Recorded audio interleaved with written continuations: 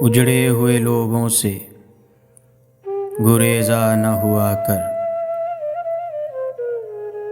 حالات کی قبروں کے یہ کتبے بھی پڑھا کر۔ کیا جانیے کیوں تیز ہوا سوچ میں گم ہے، خوابیدہ پرندوں کو درختوں سے اڑا کر۔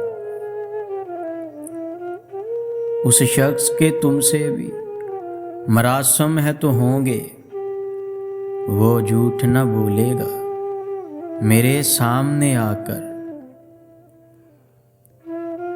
ہر وقت کا ہنسنا تجھے برباد نہ کر دے، تنہائی کے لمحوں میں کبھی رو بھی لیا کر۔ وہ آج بھی صدیوں کی مسافت پہ کھڑا ہے، ڈھونڈا تھا جسے وقت کی دیوار گرا کر۔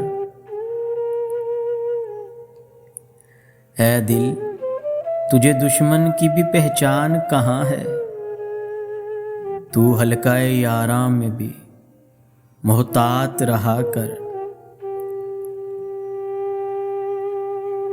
اس شب کے مقدر میں سحر ہی نہیں محسن، دیکھا ہے کئی بار چراغوں کو بجھا کر۔